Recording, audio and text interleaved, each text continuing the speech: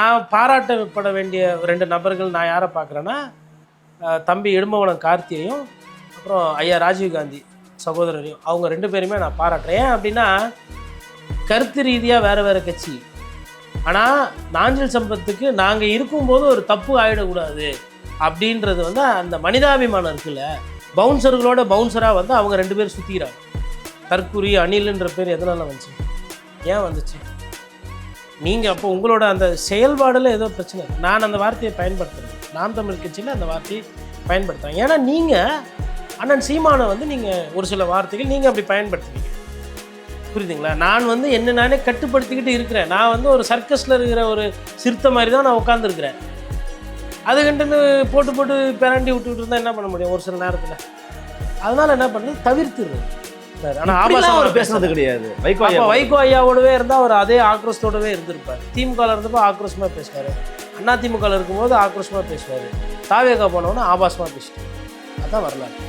அவருக்கு வர வாய்ப்புகளை, பட்டிமன்ற வாய்ப்புகளோ இல்லை ஸ்கூலில் கீழே எங்கன்னா பேசணும்னா அந்த வாய்ப்பை வந்து வேறு கட்சியில் இருக்கிறவங்களுக்கெல்லாம் அவர் டேட் வாங்கி கொடுத்துருக்காரு. என் தம்பி வருவான், அவனுக்கு வண்டி ஏற்பாடு பண்ணி கொடுங்க, தங்கறதுக்கு நல்லா இருக்கணும் அப்படின்லாம் பண்ணி கொடுத்துருக்காரு. அதையும் தான் பார்க்கணும். ஆனால் சேர்க்கை சரியில்லையா, இல்லை நம்ம ஆளுங்கட்சின்றதுனால அண்ணா இப்படி பேசிட்டாரா எனக்கு தெரியல. நாளைக்கு இடும்பவனம் கார்த்திக்கும் சாட்டைக்கும் சண்டை வருது, இல்லை சாட்டை துரைமுருகனுக்கும் அண்ணன் சீமானுக்கும் சண்டை வருதுன்னா அது அண்ணன் தம்பி பிரச்சனை, வெளியாளுக்கு வேலை கிடையாது. அவங்க அண்ணன் தம்பி இன்றைக்கி பேசிக்குவாங்க, சண்டை போட்டுக்குவாங்க, நாளைக்கு ஒன்றாயிக்குவாங்க, அண்ணன் திட்டுவார், அதுக்கப்புறம் 2 நாள் கோவமாக இருப்பாங்க, 3ஆம் நாள் போய் நிற்பாங்க. அவங்க கட்சி பிரச்சனை, அது அவங்க குடும்ப பிரச்சனை. அவங்க அது குடும்பமாக பார்க்குறாங்க. காலை உணவு நீ போட்டால் நான் மதிய உணவு போடுவேன், நீ சத்துணவு போட்டால் நான் அதுக்கு முட்டை போடுவேன், நீ முட்டையை குத்தினா நான் அதில் கீரையை கொடுப்பேன், நீ சைக்கிள் குத்தினா நான் சைக்கிளில் இன்னும் எக்ஸ்ட்ரா கொடுப்பேன், நீ மடிக்கணினி கொடுத்தினா நானும் மடிக்கணினி கொடுப்பேன், நீ அம்மா உணவு நடத்தினா நான் அதை மூடலை, நானும் சரி ஏதோ மோசமானாலும் நடக்கும் மூடலை திமுக பீரியடில். அப்போது கொள்கை சரி, இந்த 1000 ரூபாய் கொடுக்குறது, பெண்களுக்கு 2000 ரூபாய் கொடுக்குறது, எடப்பாடி பழனிசாமி நான் கொடுக்க மாட்டேன்னு சொல்லியா, நானும் கொடுப்பேன், அதிகமாக கொடுப்பேன்னு தான் சொல்கிறாரு. மலத்தை திரும்பி கொட்டினா தொட்டி மேலே. அன்றைக்கி நீங்கள் போராட்டம் பண்ணிங்களா? அமைதியாக தானே போனீங்க. அவங்களும் வழக்கு பெருசாக பதிவு பண்ணி விசாரிக்கிற மாதிரி விசாரித்து நடவடிக்கையே இல்லை. நீங்களும் கூட்டணியிலேருந்து கேள்வி கேட்குற மாதிரி கேட்டீங்க, விசாரணையே இல்லை. அப்போ காம்ப்ரமைஸில் தானே இருந்தீங்க. அதேமாதிரி இப்போவும் காம்ப்ரமைஸ், எல்லா சூழ்நிலையிலும் காம்ப்ரமைஸ் ஆகும். ஆனால் இந்த காம்ப்ரமைஸ் ஆகாத ஒரு விஷயம் என்னன்னா, பேசுறது இருக்குல்ல, பிஜேபி எதிர்ப்பு, அதில் ஒன்றி காம்ப்ரமைஸ் பண்ணுங்க. இப்போ அந்த இடத்துல இப்போ சாட்டை சூப்பர் சிங்கரா இல்லைனா சட்டமன்றமானு கேட்குறாரு உதயநிதி. சாட்டை திருமுருகன் இதே சட்டமன்றத்தில் தான் எவ்வளோ நல்லாயிருக்கும். இடும்பவனம் கார்த்தி எங்கேயோ விழுப்புரத்துலேயே அரக்கோணத்துலேயே நின்று ஜெயிச்சு போயிருந்தா எவ்வளோ நல்லாயிருக்கும். காளியம்மாலும் ராஜீவ்காந்தியும் மேபி நாம் தமிழ் கட்சி விட்டு போயிருப்பாங்களான்னு ஒரு சந்தேகம். சரி அதெல்லாம் விடுங்க, சீமான் அண்ணன் ஏஞ்சி நின்று பேசினா எப்படி?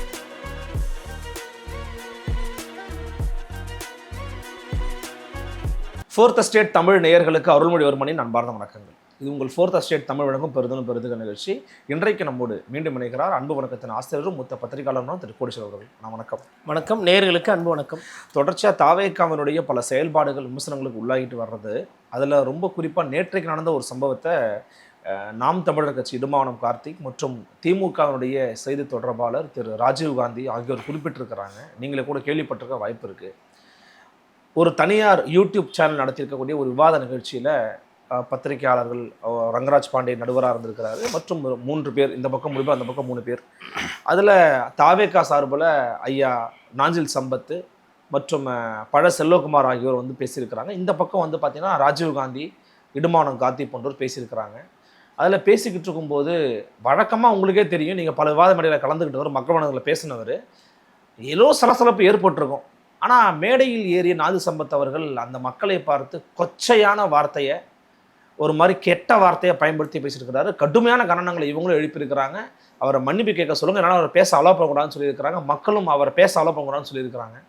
பொது சபையில் இவ்வளவு அநாகரிகமான ஒரு வார்த்தையை பயன்படுத்தியிருக்கிறாரு ஐயா நாஞ்சில் சம்பத்துங்கிறத பார்க்க முடிகிறது.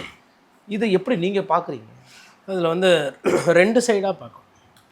ஒன்று வந்து வினை எதிர்வினை அப்படின்னு பார்க்கணும். இன்னொன்று இதில் கொஞ்சம் யதார்த்தத்தை பார்த்துட்டு இது எங்கே போகுது அப்படின்றதையும் மக்களுக்கு வந்து கரெக்டாக டீகோட் பண்ணணும். இப்போது முதல்ல வந்து ஐயா நாஞ்சில் சம்பத் அவருக்கு வந்து தமிழ் வந்து அவர் வாயில் விளையாடும். தமிழ் வந்து அவருக்கு வந்து அது வந்து ஒரு வரம். எல்லாருக்கும் அந்தளவுக்கு தமிழ் சொல்லாடலோ இல்லை அதை வந்து அந்த ஒரு எதுகை மோனையோட வந்து அந்த ஒரு கலை வந்து அவருக்கு வந்து கிடச்சிருக்கு. அப்படி இருக்கும்பொழுது அவர் அந்த கலையை வந்து அதை மேம்படுத்தி மேலே எடுத்துகிட்டு போகணும். இப்போ உதாரணத்துக்கு ஐயா இளையராஜா இருக்கார். இளையராஜா ஐயா வந்து ஒரு மியூசிக் சரியாக போடலைன்னா அது யாருக்கு இழுக்கு? இளையராஜா ஐயா தான் ஐயாக்கு தான். ஏன்னா அவரோட ஸ்டாண்டர்டு அவர் செட் பண்ணியிருக்காரு. அதே மாதிரி இந்த மாதிரி அரசியல் மேடைகளில் ஐயா நாஞ்சில் சம்பத்துக்குன்னு ஒரு ஸ்டேஜை செட் பண்ணியிருக்காரு. ஒரு உச்சம் அவர். அவர் பார்க்காத மேடை இல்லை, அவர் போகாத கட்சி இல்லை, எல்லாம் இருக்குது. அப்போது அது அவரோட இடம். ஃபஸ்ட்டு அவரோட இடத்த நம்ம சொல்லிட்டு தான் நடந்ததுக்கு போனால் கரெக்டாக இருக்கும். இப்போது திமுகவை சார்ந்தவங்க ஒரு சில பேர் என்ன பண்ணியிருக்கிறாங்க, அதாவது திமுகவை சார்ந்தவங்களாம் கட்சிக்காரங்களாம் தெரியாது, ஆனால் திமுக ஆதரவு நிலைப்பாடில் இருக்கிறவங்க இவங்க கீழே இருந்து வந்து ஏதோ கார் பேரை சொல்லி இனோவா, இப்போ இனோவா தான் ஃபேமஸ், சட்டமன்றத்துலேயும் இனோவான்னு தான் பேசுகிறாங்க, எல்லா இடத்துலையும் ஏதோ கார் பேரை சொல்லி ஏதோ பேசியிருக்கிறாங்க. அது அவருக்கு ஒரு காயத்தை ஏற்படுத்திருக்கு. இப்போது பொதுவாக என்னென்னா, இப்போது சமீப காலமாக என்ன நடக்குதுன்னா, ஒரு அறமற்ற ஒரு செயல் வந்து நடக்குது. இப்போது எந்த கட்சி வேணால் இருக்கலாம், அது திமுக இருக்கலாம், அதிமுக இருக்கலாம், தாவேகா இருக்கலாம், நாம் தமிழர் கட்சி இருக்கலாம். இப்போ மேடையில் வந்து ஒரு 6 பேரை கூப்பிடுறாங்கன்னா, இந்த மேடையில் இருக்கிற நெறியாளர் வந்து அது ஒரு நிகழ்ச்சியை வந்து ஒரு அருமையான ஒரு நிகழ்ச்சியாக ஆக்கணும். அது வந்து ஒரு பட்டிமன்றம் மாதிரியோ இல்லை வந்து அது வந்து மாற்றணும். அதுக்கு தான் அது நடத்துறது. போயிட்டு கீழே இருந்து வந்து ஏதோ ஒரு பேச்சாளர் வந்து கேவலமாக பேசுறது, திட்டுறது, கொள்றதுன்றது அது நாகரிகமே கிடையாது. ஃபஸ்ட்டு அது ஐயா நாஞ்சில் சம்பத்துக்கு கீழே இருந்தவங்க பண்ணியிருக்கக்கூடாது. சரி, கீழே இருந்தவங்களுக்கு படிப்பறிவு கம்மி, தமிழ் அறிவு கம்மி, உணர்ச்சி வசப்படுறாங்கன்னு எடுத்துக்கிட்டா கூட இவர் வயது மிக்க அனுபவம் இருந்தது. அவங்களோட தாயை சம்பந்தமான ஒரு வார்த்தையை சொல்லி திட்டிடுறாரு ஆபாசம். அதுவும் மைக்கிலேயே அந்த வார்த்தை பதிவாகுதுன்னும் போது கீழே இருக்கவங்க மண்டை சூடாகி அடிக்க போகிறாங்க. நல்ல வேலை வெறும் சேரை தூக்கி போட்டதோட அந்த பவுன்சர்கள் தூக்கி அடிச்சிருக்காங்க. அதில் வந்து நான் பாராட்டப்பட வேண்டிய 2 நபர்கள் நான் யாரை பார்க்குறேன்னா, தம்பி இடும்பவனம் கார்த்தியையும் அப்புறம் ஐயா ராஜீவ்காந்தி சகோதரரையும். அவங்க 2 பேருமே நான் பாராட்டுறேன். ஏன் அப்படின்னா, கருத்து ரீதியாக வேறு கட்சி, ஆனால் நாஞ்சில் சம்பத்துக்கு நாங்கள் இருக்கும்போது ஒரு தப்பு ஆகிடக்கூடாது அப்படின்றது வந்து அந்த மனிதாபிமானம் இருக்குல்ல. பவுன்சர்களோட பவுன்சராக வந்து அவங்க 2 பேர் சுற்றிக்கிட்டு சரி, கருத்து எதிர்கருத்து வைக்கிறதுனால எதிர் மனநிலைன்றதுனால அவங்க எதிரி ஆகிட மாட்டாங்க. கருத்து தான் அது, அரசியல் ரீதியான ஒரு கருத்து. இப்போ இந்த புரிதல், இந்த பக்குவன்றது இது எல்லாருக்கும் வரும். மேடையில் இருக்கவங்களுக்கு கொண்டு இருந்தால் பத்தாது, கீழே இருக்கவங்களுக்கும் இருக்கும். அப்போ பண்ணுறாங்க. அவர் அந்த சொந்த வார்த்தைக்கு அது நிகழ்ச்சியை வந்து இதுக்கப்புறம் அவர் பேசினா பிரச்சனை ஆயிருன்னு சொல்லிட்டு என்ன பண்ணுறாங்க, அவரை ரூம் உள்ளே உட்கார வச்சுட்டு அப்புறம் அவர் பேசவே இல்லை நிகழ்ச்சியை இவங்கள வேண்டி முடிச்சுட்டாங்க. அப்போது ஒரு சிறந்த பேச்சாளர், அவருக்கும் தாவேக்கா பற்றி பாராட்டி பேசுகிறதுக்கோ இல்லை அதனுடைய நிறைய சொல்கிறதுக்கு ஏதோ இருக்கும் இல்லையா? அப்போ அவருமே வந்து பேச அனுமதிச்சிருக்கணும். 1. 2வது அவர் அந்த மாதிரி அவர் வாயில் எல்லாம் மீறி அந்த வார்த்தையை பயன்படுத்தலாமான அதுவும் கூடாது. ஆளுங்க இது என்ன ஆகுதுன்னா, இது என்ன விமர்சனம் வந்திருக்குன்னா, ஆளுங்கட்சியை சேர்ந்தவராக இருந்தால் என்ன வேணா பேசுவியா, நீ என்ன வேணா எல்லைக்கு போவியா அப்படின்றத நோக்கி நகர்த்துது. நாஞ்சில் சம்பத்தே அப்படி பேசுறாருன்னா நாளைக்கு கீழே இருக்கிற தம்பிமார்கள் ஏன் பேச மாட்டாங்கன்ற கேள்வி முன்வைக்கிறாங்கல்ல. இல்லை, தம்பிமார்கள் ஆல்ரெடி பேசிட்டு தானே இருக்காங்க. இங்கே பிரச்சனையே ஐயா நாஞ்சில் சம்பத் பேசினது தான். தம்பிமார்கள் நீங்கள் ஃபேஸ்புக்கில் போய் பாருங்கள், நாம் தமிழர் கட்சி எதுக்கு வந்து அவங்கள வந்துட்டு இந்த மாதிரி பேரெல்லாம் வச்சாங்க? தற்குறி அணில்ன்ற பேர் எதனால வந்துச்சு? ஏன் வந்துச்சு? நீங்கள் அப்போ உங்களோட அந்த செயல்பாடில் ஏதோ பிரச்சனை இருக்குது. நான் அந்த வார்த்தையை பயன்படுத்துறதில்ல, நாம் தமிழர் கட்சியில் அந்த வார்த்தையை பயன்படுத்துகிறாங்க. ஏன்னா நீங்கள் அண்ணன் சீமானை வந்து நீங்கள் ஒரு சில வார்த்தைகள் நீங்கள் அப்படி பயன்படுத்துனீங்க. அப்போது நீங்கள் வார்த்தைகளை பயன்படுத்தும் போது அவங்க திருப்பி வார்த்தைகளை பயன்படுத்துனாங்க. இப்போ இது கடைசியில் என்ன ஆகி போச்சு, யாருன்னா ஒருத்தர் பேந்த முயற்சா தற்குறி அப்படின்ற வார்த்தை ஃபேமஸ் ஆகி போச்சு. அப்போது எனக்கு என்னன்னா, இதெல்லாம் எனக்கு வந்து உண்மையிலே வந்து அறிவார்ந்த தமிழ் சமுதாயமாக மாறணும் அப்படின்னும் போது இந்த மாதிரி வார்த்தைகள், இந்த மாதிரி ஸ்லேடை பேச்சுகள் வந்து நான் அதை ரசிக்கிறது இல்லை, எனக்கு அதில் விருப்பம் இல்லை. ஒரு புள்ளி விவரம், வாதம், அது மேபி அதில் கொஞ்சம் வைப்பு கம்மியாக இருக்கலாம், இல்லை சிரிப்பு கம்மியாக இருக்கலாம், இல்லை அது சாங் போட முடியாது. பட் மற்றபடி கருத்து சுதந்திரத்துக்கு எதிராக போகும். இப்போ இதுக்கப்புறம் பார்த்தீங்கன்னா, நீங்கள் கூட சொன்னீங்க, நீங்களாம் முன்னாடி பேசியிருந்தீங்க, நான் முன்னாடி பேசிக்கிட்டு இருந்தேன். தேர்தலுக்கு ஒரு மாதத்துக்கு முன்னாடியோ 15 நாளைக்கு முன்னாடியோ நான் அது முடிவு எடுத்தேன், இனிமேல்ட்டு நான் இது பேசக்கூடாது அப்படின்னு சொல்லிட்டு. இப்போது மாணவர்களோடு பேசுகிறேன். அதாவது வெறும் மாணவர்கள் இருக்கிறாங்க, நம்ம போகிறோம், மாணவர்கள் தெரிஞ்சால் போய் பேசுறது. ஏன்னா உள்ளரங்க மாதிரி இருந்தால் ஓகே. கட்சிக்காரங்களுக்கும் எனக்கும் வேலை கிடையாதுங்க, நான் அதில் ரொம்ப தெளிவாக இருக்கிறேன்.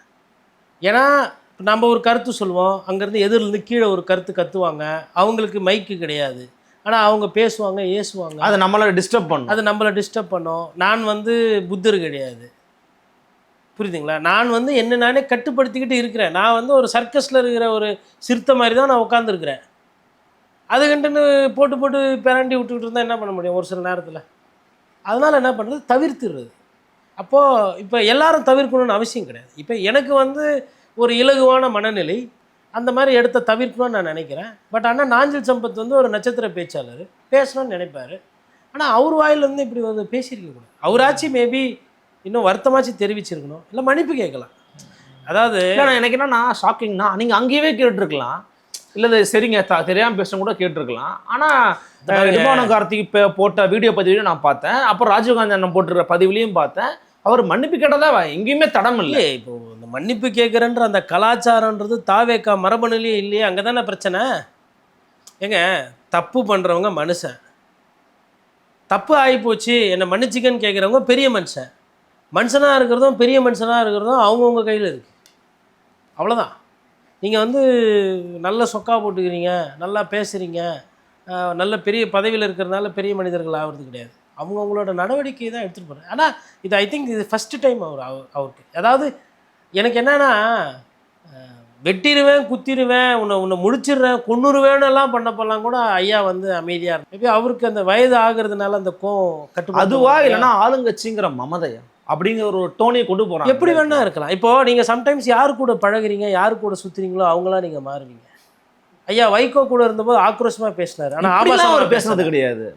வைகோ ஐயாவோடவே இருந்தால் அவர் அதே ஆக்ரோஷத்தோடவே இருந்திருப்பார். திமுகவில் இருந்தப்போ ஆக்ரோஷமாக பேசினார், அண்ணா திமுகவில் இருக்கும்போது ஆக்ரோஷமாக பேசுவார், தாவேக்கா போனவொன்னே ஆபாசமாக பேசிட்டார். அதுதான் வரலாறு. அப்போது தாவேக்கா இன்னொன்றுங்க, அதாவது எடுத்த உடனே கீழே வந்து அந்த பாய் இந்த பாய், அப்புறமா வந்து இந்த கோபால் கடை அப்படின்ற மாதிரி வார்த்தைகள், இப்படி தான் அவங்களோட கமெண்ட்ஸ்லாம் இருக்குது. என்ன கேட்குறேன்னா, யார் சாமி நீங்கள், எங்கே இவ்வளோ ஆபாசவத்தெல்லாம் கற்றுக்கினீங்க, எந்த யூனிவர்சிட்டியில் கற்றுக்கினீங்க? அப்போது வேறு அதாவதுங்க, இல்லைன்னா இப்போ யூடியூப்பில், ஃபேஸ்புக்கில், ட்விட்டரில் போடுறோம் முட்டா பசங்க, இல்லை அறிவில்லாதவங்க இங்கே இருந்தோம் மறைஞ்சிட்டு ஒளிஞ்சிட்டு போடுறான். இவர் ஒரு நாடறிந்த பேச்சாளர், எனக்கு அதுதான் வருத்தம். எனக்குமே அருளுக்கு இருக்கிற அதே வருத்தம் எனக்கு புரியுது. அங்கே தான் வருத்தம். ஏன்னா இப்போ நாளை பின்ன நம்ம அவரை எங்கன்னா பார்க்குறோன்னும் போது அவர் கண்டிப்பாக அவரோட நட்பு பாராட்டும். அவர் எல்லா கட்சியிலும் இருந்தபோது தான் நட்பு பாராட்டிட்டோம். ஏன்னா அவருக்கும் நமக்கும் உள்ள பந்தம் என்ன, அவர் ஒரு சிறந்த பேச்சாளர், நம்ம பேச்சாளர் இல்லை, பேச்சாளர் ஆகிறதுக்கு முயற்சி பண்ணுறோம். அவர் அங்கே இருக்கிற எனக்குலாம் ஒரு இன்ஸ்பிரேஷன் எல்லாருக்குமே தான். ஏங்க, அவர் எதிர்த்து பேசினா திட்டு விழுன்னு தெரிஞ்சுட்டு அவர்கிட்ட போய் ஆசீர்வாதம் வாங்கி திட்டு வாங்கிட்டு பேசிட்டு போகிறவங்களாம் நான் பார்த்துருக்குறேன். அதாவது, ஆனால் நான் உங்களை எதிர்த்து பேசணும், ஆனால் நீங்கள் என்னை விட நல்லா பேசுவீங்க, என்னால் நல்லா பேசிட்டா. அதாவது அவரோட இன்னொரு சுயரூபம் நிறைய பேருக்கு தெரியாது. அதாவது சுயரூபம்னா கெட்ட மாதிரி இல்லை, அவருக்கு வர வாய்ப்புகளை, பட்டிமன்ற வாய்ப்புகளோ இல்லை ஸ்கூலில் கீழே எங்கன்னா பேசணும்னா அந்த வாய்ப்பை வந்து வேறு கட்சியில் இருக்கிறவங்களுக்கெல்லாம் அவர் டேட் வாங்கி கொடுத்துருக்காரு. என் தம்பி வருவான், அவனுக்கு வண்டி ஏற்பாடு பண்ணி கொடுங்க, தங்கறதுக்கு நல்லா இருக்கணும் அப்படின்லாம் பண்ணி கொடுத்துருக்குறாரு. அதையும் தான் பார்க்கணும். ஆனால் சேர்க்கை சரியில்லையா, இல்லை நம்ம ஆளுங்கட்சின்றதுனால அண்ணா இப்படி பேசிட்டாரா எனக்கு தெரியல. நான் அவர்கிட்ட வந்து பிரதானமாக வந்து நல்ல குணம் நிறைய பார்த்துருக்கேன். அதாவது அவர் வந்து இந்த நான் ஒரு கட்சி போவேன், என்னை யாருன்னா துப்புனா நான் தொடச்சிக்குவேன் அப்படின்றதெல்லாம் ஒரு நகைச்சுவையாக எடுத்துக்கலாம். அதே மாதிரி ஒரு கட்சியில் ஒரு நிலையாக இருக்க மாட்டார், தாவிட்டு இருப்பார். ஆனால் அவருக்கு கீழே இருக்கிற நிறைய பேருக்கு அவர் வந்து ஒரு சில நல்ல காரியங்கள் செஞ்சு கொடுத்துருக்காரு. அதுவும் பேச்சாளர்கள்னால் மதிக்கக்கூடியவர்கள். நான் அவர் கூட பழகுனதில்லை, அவர் கூட பழகி இருக்கிறாங்க இல்லைங்களா, திமுக அதிமுக. அவங்க நிறைய பேர் இல்லை நாஞ்சில் அண்ணன் வந்து இதெல்லாம் செய்வார், சம்பத் அண்ணன் வந்து டே என்னடா எப்படிடா இருக்கிற, என்னடா எதனா வருமானத்துக்கு வழி இருக்கா, இல்லை இப்படி தான் இருக்கிறியா அப்படின்னு கேட்டு ஒரு சில வாய்ப்புகள்லாம் பண்ணி இப்போ அதையும் கேட்குறோம். அவராக இப்படி பேசுகிறாருன்னா அப்போது சேர்க்க தான் பிரச்சனை. அது எனக்கு தெரிஞ்சு அவர் எவ்வளோ சீக்கிரமாக ஒரு மன்னிப்பு கேட்கலாம். இதில் என்ன இருக்குது, வருத்தம் தெரிவிச்சுட்டு போகலாம், மன்னிப்போட வருத்தம் தெரிவிச்சுட்டு போகலாம். அது எனக்கு, ஆனால் அந்த பிரச்சனை கடந்து போயிடும். குறிப்பாக இப்போ ரீசெண்ட் டைம்ஸில் வந்து பார்த்தீங்கன்னா சோஷியல் மீடியாக்களில் வந்து எதுக்காக தொடர்ச்சி அந்த கேள்வி கேட்குறோம் அப்படின்னா, இந்த தனிப்பட்ட உரையாடல்கள் இருக்குல்ல, அதை பொது வெளியில் போடுறது அப்படிங்கிறது இப்போது ஒரு ட்ரெண்டாக மாறிக்கிட்டு இருக்கிறதா நான் பார்க்குறேன். குறிப்பாக திரு சீமான் அவர்களிடம் வந்து விசிகாவுடைய ஒரு நிர்வாகி வந்து ஒரு விஷயத்தை ஃபோன் பண்ணி கேட்குறாரு. இந்த மாதிரி சாட்டை துரைமுருகன் அவர்கள் நம்முடைய மாநாட்டை விமர்சனம்னு ஒரு வீடியோ போட்டுருக்காரு, ரொம்ப மன வருத்தமாக இருக்கிறேன்னு சொல்கிறார். அவர் சொல்கிறாரு, இல்லை தம்பி என்னென்னு பார்க்க சொல்கிறேன், நான் தம்பிகிட்ட பேசுகிறேன், அவனுக்கு அந்த நோக்கம்லாம் இல்லைண்ணா, இது உங்கள் கட்சிண்ணே, உங்கள் கட்சி எங்கள் கட்சிண்ணே, நீங்கள் இந்த மாதிரிலாம் அவங்க தம்பியை பேச வரலாமா அப்படின்னு விசிகாக்காரர் வந்து சொல்கிறாரு. இவர் திரும்பவும் சொல்கிறார், தம்பி நான் கட்டாயமாக நான் நடவடிக்கை எடுக்க சொல்கிறேன், என்ன நான் தம்பியை பார்க்க சொல்கிறேன், தவறு இருந்தால் நான் நீக்க சொல்கிறேன், நம்ம அண்ணன் தானே அவர் அப்படின்னு சொல்லி வச்சிடுறாரு. ஆனால் அதை பொதுவெளியிலையும் வந்து ரிலீஸ் பண்ணுறாங்க. திருப்பியும் துரைமுருகன் என்ன பண்ணுறாருன்னா, இந்த மாதிரி பொதுவெளியில் போடலாமா, நான் விமர்சனம் தானே வச்சேன், நேர்மையாக என்னை வந்து கேள்வி கேளுங்க, ஏன் இந்த மாதிரி எங்கள் அண்ணனுக்கு ஃபோன் பண்ணி கேட்குறீங்கன்றாரு. இந்த இது எப்படி பார்க்குறீங்க? என்ன விஷயம் வருதுன்னா, நாம் தமிழ் என்ன சொல்கிறாங்கன்னா, கொள்கையுடைய கட்சி விசிக நீங்கள் போய் அவங்களோட அலையன்ஸ் வைக்குங்கிறத பகிரங்கமாக அறிவிக்கிறீங்களா அப்படின்னு விமர்சனம் பண்ணுறாங்க. இதை நீங்கள் எப்படி பார்க்குறீங்கண்ணே? அது விடுதலை சிறுத்தைகள் கட்சியில் 1000 கருத்து வேறுபாடு இப்போ உள்ளே இருக்குது. ஐயா ரவிக்குமார் வந்து பழைய மாதிரி வந்து ஈடுபாடு காட்டுறது இல்லை. ஷானவாஸ் அவர்கள் ஆக்டிவா இல்லை. ஷானவாஸ் அவர்கள் கேள்வியே கேட்குறாரு. ஓகேங்களா, அந்த மாதிரிலாம் பிரச்சனைகள் இருக்குது. அதுக்கப்புறமா அந்த தீபம் மாதிரி அண்ணன் எழுச்சி தமிழர் காட்டும்போது வன்னியரசுக்கிட்டேருந்து இவர் வன்னியரசையும் இன்னொருத்தரையும் வந்து தள்ளி விளக்குறாரு. இப்படிலாம் விமர்சனம் ஆச்சு, கூட்டம் நிறைய செஞ்சு ஒரு மூச்சு திணறல் ஆச்சு. அதில் ஆரம்பித்து இப்போ அம்பேத்கர் பேரில் இருக்கக்கூடிய திட்டத்தில் மாணவர்களுக்கு பணம் போகலை, அதுவுமே இவ்வளவோ பிரச்சனைகள் இருக்குது. அதை விட்டுட்டு நாம் தமிழர் கட்சிகளில் இருக்கக்கூடிய ஒரு பிரச்சனையை போய் விசிகா வந்து இப்போ கேட்குறாங்க கொள்கிறாங்கன்னா அது வந்து ஒரு ஆக்கப்பூர்வமான கருத்தாக எனக்கு தெரியல. இன்னொன்று, நாளைக்கு இடும்பவனம் கார்த்திக்கும் சாட்டைக்கும் சண்டை வருது, இல்லை சாட்டை துரைமுருகனுக்கும் அண்ணன் சீமானுக்கும் சண்டை வருதுன்னா அது அண்ணன் தம்பி பிரச்சனை, வெளியாளுக்கு வேலை கிடையாது. அவங்க அண்ணன் தம்பி இன்றைக்கி பேசிக்குவாங்க, சண்டை போட்டுக்குவாங்க, நாளைக்கு ஒன்றாயிக்குவாங்க, அண்ணன் திட்டுவார், அதுக்கப்புறம் 2 நாள் கோவமாக இருப்பாங்க, 3ஆம் நாள் போய் நிற்பாங்க. அவங்க கட்சி பிரச்சனை, அது அவங்க குடும்ப பிரச்சனை, அவங்க அது குடும்பமாக பார்க்குறாங்க. வெளியாளுக்கு அங்கே வேலை கிடையாது. இல்லை என்ன பண்ணுறாங்கன்னா, இல்லைன்னா குடும்பம் கூத்தாடிக்கு கொண்டாட்டம்னுவாங்கல்ல, அந்த மாதிரி நோக்கம் எதனா இருக்கான்ற சந்தேகம் எனக்கு வருது. இல்லை, சாட்டை வந்து விசிகாவை பற்றி வீடியோ போடுறாரு, சரி, அதை எதிர்த்து விசிகாக்காரு ஒரு வீடியோ போனால் அதை பேசலாம், சீமானுக்கே ஃபோன் பண்ணி பேசிட்டு அந்த ஆடியோவும் ரிலீஸ் பண்றாருங்கிறதா இவங்க இது. அதாவது சீமான் இல்லை, நான் வந்து இவருங்க சீமான் அண்ணன் வந்து கட்சிக்காரங்க கிட்ட பேசுகிற வீடியோஸும் ஒரு சில பேர் லீக் பண்ணிட்டு இருக்கிறாங்க, அதையும் நான் இதோட சேர்த்து பார்த்தேன். இப்போ இந்த இதுவும் வந்துட்டு இது நான் பார்க்கல இந்த வீடியோ. இப்போ நீங்கள் சொல்கிறத வச்சு நான் என்ன சொல்கிறேன்னா, அதை வந்து சிண்டு பிடிச்சி விட்ற வேலை.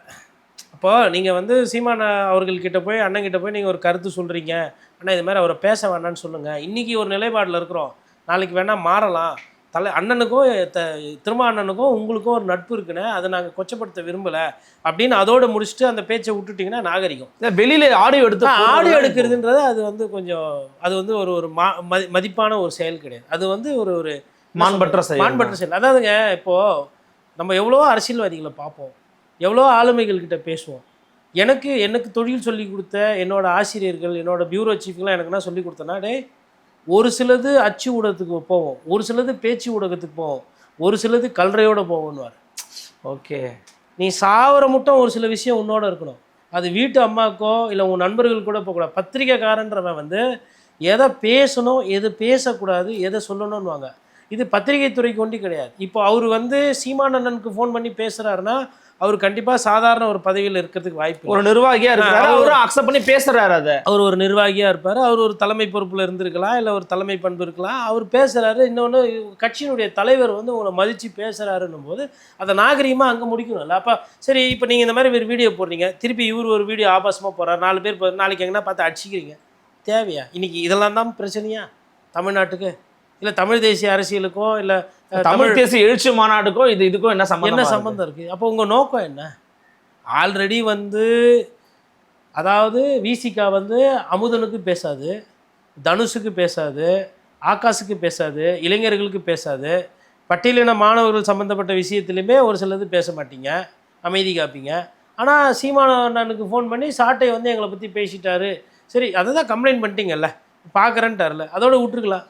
அதை பெருசாக்கி அதை வெளியில் போட்டு மேபி இது வந்து நான் தான் சொன்னீங்களா, அந்த ஒரு போஸ்ட் போட்டு வைரல்னா பணம்லாம் கொடுக்குறாங்களாம், அந்த மாதிரி எதுனா திட்டத்துக்கு கீழே அப்ளை பண்ணுறதுக்கு வைரல் ஆச்சுன்னா பணம் கணம் வாங்கலான்னு பண்ணுறாங்களா என்னன்னு தெரில. இப்போ அதுதான் ஃபேஷன். இப்போ நம்ம ஒரு கருத்து சொல்கிறோம், நம்மளை பிடிக்கலன்னா நம்மளை திட்டி ஒரு வீடியோ போட்டு அது நிறைய போயிடுச்சுன்னா அதை எடுத்துன்னு போய் பாருங்கள் இவ்வளோ வியூஸ் போயிருக்குன்னு பேமெண்ட் வாங்கி போயிடுது. இது ஒரு வியாபாரமாக போயிட்டுருக்குது. அதாவது ரெகுலர் மெயின் ஸ்ட்ரீமில் பண்ணுறவங்களுக்கும் இந்த மாதிரி புதுசாக நிறைய பேர் வராங்க. இப்போ இன்ஃப்ளூயன்சர்ஸ் சொல்லி இந்த இன்ஃப்ளூயன்சர்ஸால் ஏகப்பட்ட பிரச்சனை.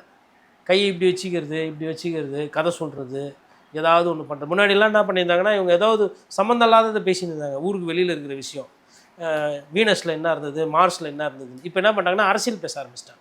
விஜய் சார் வந்த உடனே எல்லாரும் அரசியல் பேசலாம், எல்லாரும் அரசியல் பண்ணலாம், எல்லாரும் அரசியலுன்றது அதுக்கு பயிற்சியோ, அதுக்கு ஒரு மாண்பு மரியாதை, அதுக்கு ஒரு தகுதி அப்படியெல்லாம் எதுவுமே கிடையாது, யார் வேணால் அரசியல் பண்ணலாம் அப்படின்ற மாதிரி புள்ளிக்கு வந்ததுனால இனிமேல்ட்டு இது நிறைய தான் ஆகும். இது குறையறதுக்கு வாய்ப்பு இல்லை. ஆனால் விசிகாவை பற்றி சிறந்தனால அந்த கேள்வி கேட்குறேன். அவங்க இப்போ இந்த தாவேக்காவுடனான அலையன்ஸை வந்து அஃபிஷியலாக கன்ஃபார்ம் பண்ணிட்டாங்க. அதனுடைய தலைவர் திருமாவளவன் அஃபிஷியலாக பேசிட்டார். அப்புறம் சிஎம் மீட் பண்ணிட்டு வந்துட்டாங்க. இது அவங்க மேல இருக்கிற பார்வையை கொஞ்சம் மாத்தி இருக்கிறதா சில அவங்கள ஆதரிச்ச பத்திரிகையாளர்களே நான் பேட்டி எடுக்கும்போது கூட சொல்றாங்க. அவங்க போய் எப்படிங்க அந்த மாதிரி அறிவிச்சாங்கன்னு ரொம்ப ஆச்சரியமா இருக்குங்கன்னு கேட்குறாங்க. ஏன்னா கொள்கை ரீதியா வளர்ந்த ஒரு 1/4 நூற்றாண்டு காலமா வளர்ந்த ஒரு கட்சி, அது ஒரு மாநில கட்சி அன்னைக்கு தான் மாறி இருக்கு. அந்த கட்சி போய் அவங்களோட வைக்கிறதா அப்படிங்கிற சில கேள்வி எழுப்புறாங்கல்ல. அந்த அலையன்ஸுடைய ஃபியூச்சரை பத்தின உங்களுடைய மதிப்பீடு என்ன? அதாவதுங்க, இந்த கொள்கை கூட்டணின்னு சொல்கிறதெல்லாம் தமாசு. அது என்ன கேட்டால் மிகப்பெரிய பொய். நான் ஒரு உண்மையை சொல்கிறேன். அதாவது திமுக அதிமுக கொள்கை டு கொள்கைன்னு பார்த்தீங்கன்னா முரண்பாடே கிடையாது. பெருசாக முரண்பாடு கிடையாது. உண்மைதான். திமுகக்கும் அதிமுகக்கும் கொள்கை முரண்பாடே கிடையாது. தமிழ் முக்கியமாக ஆமாம், இந்தியை எதிர்க்கணுமா ஆமாம், அண்ணாவை பாராட்டணுமா அண்ணா, மாநில சுயாட்சியா ஆமாம், நீட் தேர்வு எதிர்ப்பா ஆமாம், கச்சத்தீவை மீட்கணுமா மீட்கணும், காவேரி உரிமை வாங்கணுமா வாங்கணும், முல்லை பெரியாறில் நம்ம உரிமையை பாதுகாக்கணுமா ஆமாம், தமிழ்நாட்டில் இருக்கிறவங்களுக்கு வேலைக்கு முன்னுரிமை கொடுக்கணுமா, அந்த மாதிரி விஷயங்கள் இருக்கா, தமிழை மும்மொழி ஆக்கணுமா, தமிழுக்கு முக்கியத்துவம் கொடுக்கணுமா, எல்லாமே ஆமாம் ஆமாம் ஆமாம். காலை உணவு நீ போட்டால் நான் மதிய உணவு போடுவேன், நீ சத்துணவு போட்டால் நான் அதுக்கு முட்டை போடுவேன், நீ முட்டையை குத்தினா நான் அதில் கீரையை கொடுப்பேன், நீ சைக்கிள் குத்தினா நான் சைக்கிளை இன்னும் எக்ஸ்ட்ரா கொடுப்பேன், நீ மடிக்கணினி கொடுத்தினா நானும் மடிக்கணினி கொடுப்பேன், நீ அம்மா உணவு நடத்தினா நான் அதை மூடலை, நானும் சரி ஏதோ மோசமானாலும் நடக்கும் மூடலை திமுக பீரியடில். அப்போது கொள்கையும் சரி, இந்த 1000 ரூபாய் கொடுக்குறது, பெண்களுக்கு 2000 ரூபாய் கொடுக்குறது, எடப்பாடி பழனிசாமி நான் கொடுக்க மாட்டேன்னு சொல்லியே, நானும் கொடுப்பேன் அதிகமாக கொடுப்பேன்னு தான் சொல்கிறாரு. இப்போ இவங்களும் பொங்கலுக்கு சேலை கொடுத்தாங்கன்னா இவங்களும் சேலை கொடுப்பான்வாங்க. இவங்க தாலிக்கு தங்கம் கொடுக்குறன்னும் போது அந்த திட்டம், ஒரு சில திட்டம் தான் திட்டங்கள் நிற்கும். மற்றபடி கொள்கை டு கொள்கை பார்த்தீங்கன்னா இது திமுக முன்னாடி ஒரு ஆ போட்டால் அது அதிமுக, தலைவர் வேறு வேறு, ஆனால் மற்றபடி செயல்பாடு ஒன்றா. ஆனால் அவங்க 2 பேரும் கூட்டணி வச்சாங்களா? வைக்கல. ஆனால் கொள்கை இப்போ விசிகாக்கும் திமுகவுக்கும் முரண்பாடுகள் இருக்கா? இருக்குது. விசிகாக்கும் காங்கிரஸுக்கும் முரண்பாடு இருக்கா? நிறைய இருக்குது. காங்கிரஸுக்கும் திமுகவுக்கும் முரண்பாடு இருக்கா? நிறைய இருக்குது. ஆனால் இவ்வளோ நாள் இவங்க என்ன ஐஓஎம்எல் என்னது? மதசார்பு கட்சி. சரி, மதசார்பின்மையை பற்றி நீங்கள் பேசுகிறீங்க. நீங்கள் யாரிங்கன்னா இந்துக்கு சீட்டு கொடுப்பீங்களா? இந்தியன் யூனியன் முஸ்லீம் லீகில் ஏணி சின்னத்தில் போயிட்டு ஒரு சண்முகம் நிற்க முடியுமா? எப்பவுமே காதர் பாட்சா, இப்ராஹிம் பாய், அதுக்கப்புறம் ஷேக் தாவூத், இந்த ரேஞ்சில் தான் இருக்கும் இல்லைங்களா? ஆனால் பேர் என்ன?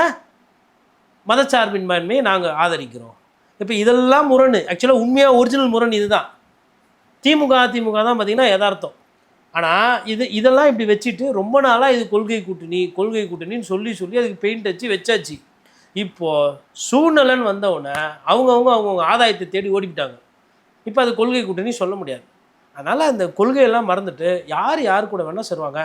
ஒருவேளை அடுத்த தேர்தலில் தாவேகா தோற்று போயிடுச்சுன்னா மற்ற கட்சிகள் சேரும்.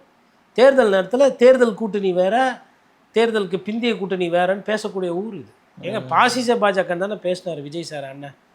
இன்றைக்கி போய் சேரலையா? RSS பெற்றெடுத்த நேற்று இன்று நாளைன்னு ஐயா காதர் மைதின்னு சொன்னார் ஐஓஎம்எல் கட்சி தலைவர். என்ன நடக்குது? அதனால் இவர்கள் பேச்செல்லாம் அத்தோடு போச்சு. இந்த மது பிரியர்கள் பேச்சு விழிஞ்சா போச்சுன்னுவாங்க, அந்த மாதிரி இவர்கள் பேச்சு அத்தோடு போச்சு. அதனால் யார் கூட வேணால் சேருவாங்க. சேர்ந்ததுக்கப்புறம் நம்ம இந்த காரணத்துக்காக சேர்ந்தாங்க, அந்த காரணத்துக்காக தான் சேர்ந்தாங்கன்னு அவங்க சொல்லுவாங்க. நம்ம என்ன சொல்லணும்னா சுயநலத்துக்காக சேர்ந்தாங்க அப்படின்ட்டு முடிஞ்சு போச்சு. வர்ணிக்கணுமா? வேற என்ன காரணம்? இப்போ அன்னைக்கு திமுக ஆட்சியில் இருந்தப்போ ஒரு சில தவறு நடந்துச்சு. அஜித்னு ஒரு மாணவனை கூட்டின்னு போய் அடிச்சு சாவடிச்சாங்க. குதிரை ஓட்டுற ஒரு மாணவனை இட்டுன்னு போய் ஒரு இளைஞரை போய் கொலை பண்ணாங்க. அன்றைக்கெல்லாம் நீங்கள் பேசுனீங்களா? மலத்தை திரும்பி கொட்டினா தொட்டி மேலே அன்றைக்கி நீங்கள் போராட்டம் பண்ணிங்களா? அமைதியாக தானே போனீங்க. அவங்களும் வழக்கு பெருசாக பதிவு பண்ணி விசாரிக்கிற மாதிரி விசாரித்து நடவடிக்கையே இல்லை. நீங்களும் கூட்டணியிலேருந்து கேள்வி கேட்குற மாதிரி கேட்டீங்க, விசாரணையே இல்லை.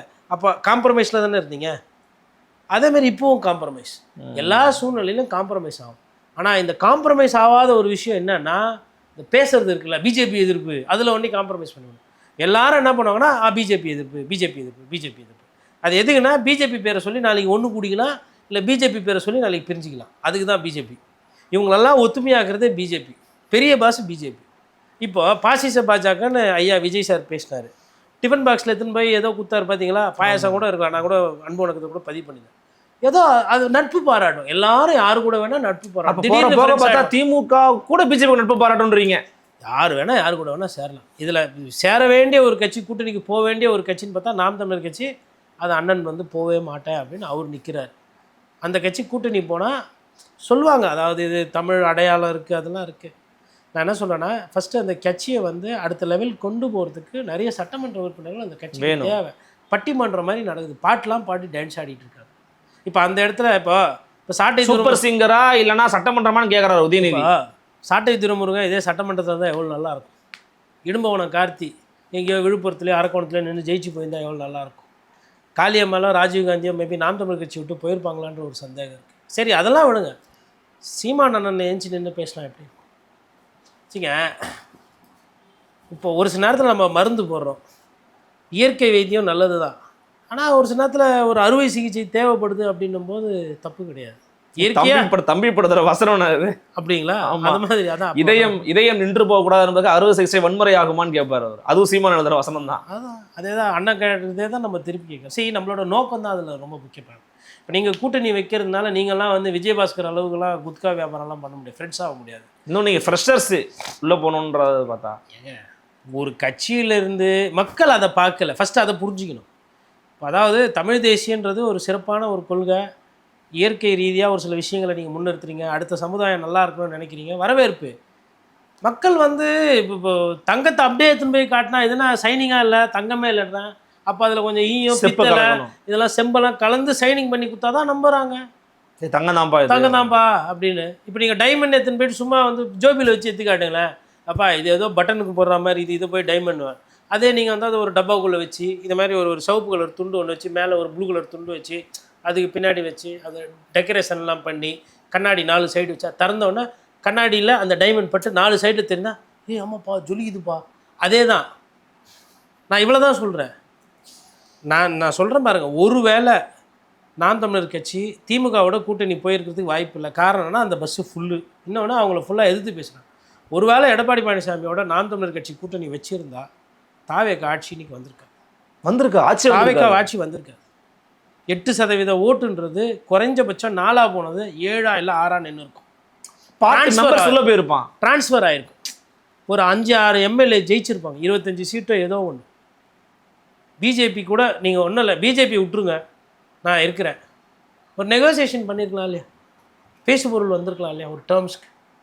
இல்லை பிஜேபி இல்லை, சரி பிஜேபி வந்தால் இருந்துக்கிட்டோம். இல்லை அதிமுக, பாமக, புதிய தமிழகம், நாம் தமிழர் கட்சினா கொஞ்சம் வேற மாதிரி கூட கலர்ஸ் வந்திருக்கலாம். ஆமாங்க.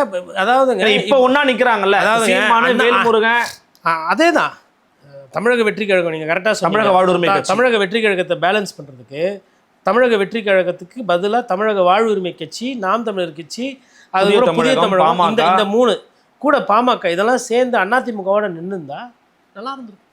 கண்டிப்பாக இந்த கட்சிகளுக்கு சேர்ந்து ஒரு 8% வாக்கு, அதாவது சீமான் அவர்களுக்கு அந்த 8% வாக்கை வந்து புதிய தமிழகம், தமிழக வாழ்வுரிமை கட்சி, வேல்முருகன் அவர்கள் கடலூரில் இன்னும் நல்லா பர்ஃபார்மன்ஸ் பண்ணியிருப்பாங்க. பன்ருட்டி, கடலூர், நெய்வேலி, தனியார், இப்போ இவங்களாம் சேர்ந்து இருந்தாங்க அப்படின்னா, அப்புறம் டாக்டர் கிருஷ்ணசாமி இவங்களாம் சேர்ந்து இருந்தாங்கன்னா கண்டிப்பாக வந்து ஒரு இருக்கிறது, அதாவது அது வந்து வெற்றிக்கு எடுத்துன்னு போய் விடுதுன்றதை தாண்டி கண்டிப்பாக ஒரு 15 சீட்டு கூட வந்துடும். இப்போ 47 ஒரு 13 சேர்த்தாவே 60-65 வந்துடுது. திமுகவும் ஒரு திமுக மேபி 5 சீட்டு குறைஞ்சிருக்கலாம். தாவேக்கா எப்படி பார்த்தாலும் 20 சீட்டு குறைஞ்சிருக்கும். அப்போ அவங்க வேற வழியில் அலையன்ஸ் வந்திருக்கணும். அப்போது சீமான் அவர்கள் சொல்கிறத எடப்பாடி பழனிசாமி கேட்குற மாதிரி இருந்திருக்கும். இன்றைக்கி யாரோ சொல்கிறதெல்லாம் இபிஎஸ் அவர்களுக்கு வந்து ஒரு நெருக்கடியில் இருக்கிறார். சீமான் வந்து தரம் தாழ்ந்த அரசியல் பண்ணியிருக்க மாட்டார். அப்போது அதாவது நீங்கள் இப்போ ஒன்றும் பண்ண முடியாது, முடிஞ்சு போச்சு. இப்போ குதிரை பேர் அரசியல் சொல்லலாம், கழுத பேர் அரசியல் சொல்லலாம். அவங்க உட்காந்துக்கிட்டு இன்றைக்கி அவங்க பண்ணுறது தான் ஆச்சு, அவங்க சொல்கிறது தான் மாதிரி பண்ணுவாங்க. அதாவது இது சமரசம் கிடையாதுங்க. சம்டைம்ஸ் வந்து இப்போது அசிங்கமே படாமல் நான் எந்த அசிங்கத்தையும் சந்திக்க நான் தயார் சொல்லி பிரச்சாரம் பண்ணுறாரு, சிம்பத்தி வேவை கிரியேட் பண்ணுறாரு. யார்? விஜய் சார். இவர் வீரமாக பேசியே அவரு கட்சியிலையும் பிரச்சனைகள், அடுத்த கட்சிகளுக்கும் உதவி இல்லாமல் போகுது. இப்போ எடப்பாடி பழனிசாமி விவசாயிகளுக்கு அதிகமாக பேசக்கூடியவர், இவர் விவசாயிகளை நேசிக்க வேண்டியவர்.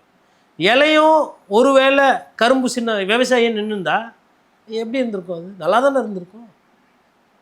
இது அதாவது மனநிலையிலே நம்ம தயாராக இல்லை. இப்போது இனிமேல்ட்டெல்லாம் வந்து உத்தரப்பிரதேசம் மாதிரி தமிழ்நாடு மாறிச்சு.